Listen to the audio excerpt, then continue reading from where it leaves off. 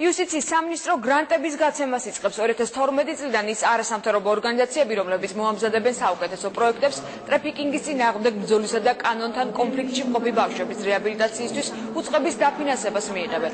საუკეთესო პროექტები კონკურსის წესით გამოვლინდება კანონში შეტანილი ცვლილებების მიხედვით. იუსტიციის სამინისტრო იმ ორგანიზაციათა სიას დაემატა, რომელთაც გრანტების გაცემის უფლება აქვთ. ელისო ჯარიაშვილს ვართ პირდაპირ ეთერში. ელისო, როდის დაიწყება გრანტების გაცემა?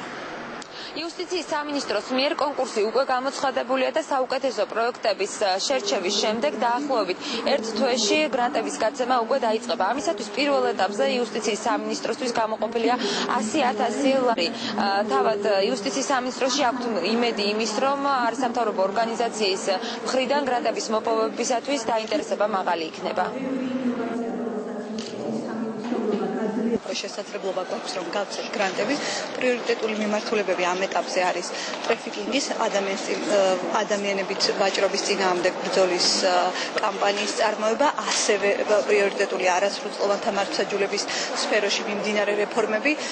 ჩვენ დიდი იმედი გვაქვს რომ არასამთავრობო სექტორი დაინტერესდება ამ ინიციატივით და განსაკუთრებით მონაწილეობას მიიღებენ მცირე ზომის არასამთავრობო ორგანიზაციები, მათ შორის რეგიონები. დღეს იუსტიციის სამინისტრო იწყებს საგრანტო კომპონენტის განხორციელებას პირველად. ეს იმას ნიშნავს, რომ არასამთავრობო ორგანიზაციებს, რომლებიც განახორციელებენ გარკვეულ სერვისებს, მათზე გაიცემა გრანტები.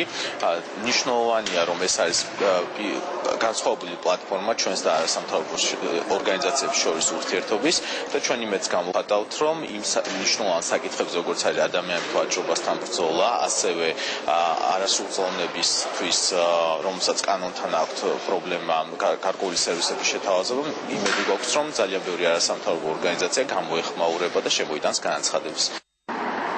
ახალი ინიციატივის პრეზენტაციას იუსტიციის სამინისტროში ესწრებოდნენ არასამთავრობო ორგანიზაციების წარმომადგენლები, ისინი ვისაც აქვს სურვილი მოიპოვოს გრანტი აღნიშნული პროექტიდან. მათი თქმით, ეს ინიციატივა ხელს შეუწყობს სამოქალაქო სექტორსა და სახელმწიფოს შორის თანამშრომლობის განვითარებას. არასრულწლოვანთა სამართალი ძალიან სენსიტიური თემა, არის ბევრი სირთულე, ბევრი პრობლემა, მიუხედავად იმ ინიციატივისა, რაც ზოგადად ამ სამინისტროს აქვს, ბევრი, ესე ვთქვათ, საჭიროება არის არასამთავრობო სექტორისთვის მომსახურებების განვითარების კუთხით. ასე რომ იმედი მაქვს, რომ ეს ინიციატივა ჩართულობას არასამთავრობო ორგანიზაციების კიდევ უფრო გაზრდის და პროცესებს უფრო გამჭვირვალეს გახდის. კონკურსის შესახებ ინფორმაციის მოპოვება და ასევე საგრანტო განაცხადების შევსების საშუალება არასამთავრობო ორგანიზაციებს იუსტიციის სამინისტროს ვებგვერდზე ექნებათ. იუსტიციის სამინისტრო გრანტების გაცემას იწყებს. დეტალები ელისო ჯარიაშვილმა გაგოცნო. მადლობა ელისო.